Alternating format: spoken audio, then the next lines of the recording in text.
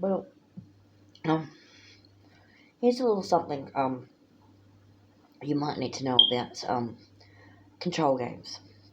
So, um, in the White Knight complex slash Messianic complex, where the male offender um, perpetrates in such a manner that it forces the damsel to become in distress, to therefore need his support.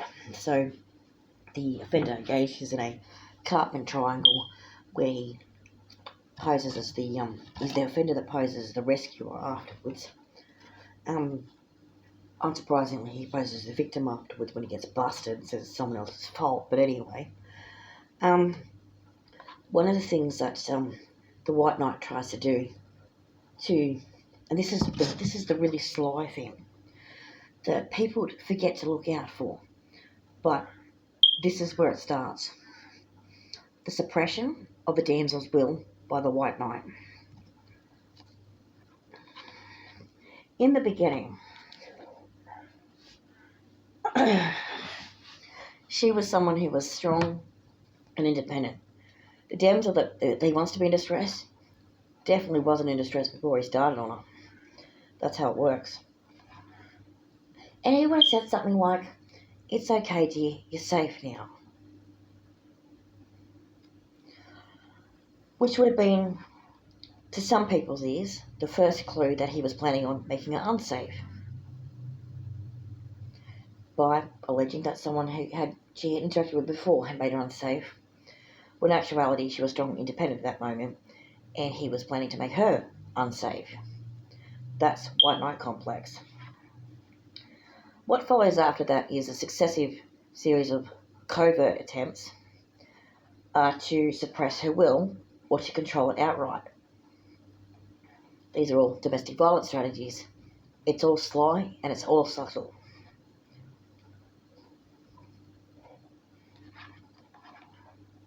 Backhanded compliments accompany those styles of behaviour, but the act of suppressing the will to control them, or straight up replacing the will,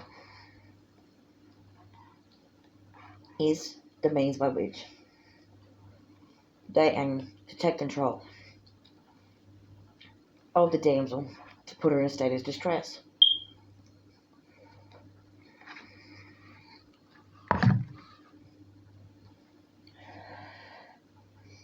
Have you noticed how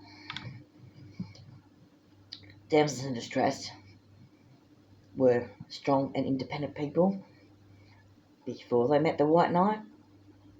Have you noticed how they deteriorate with his love, care, and concern?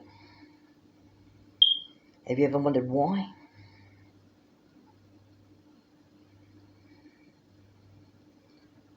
And there you have it.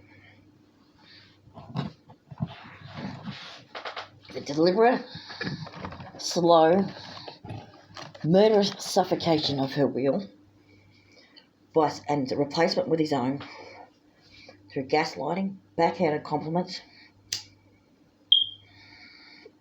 turning her against potential sources of support, particularly competitors, usually male sexual competitors, such as ex-boyfriends or male friends of some kind, turning all of them against each other and around each other in knots, trying to turn her against them, so gossip game playing and whatever else, and also crafting a public image that person, that damsel, was in distress before he'd actually put her there.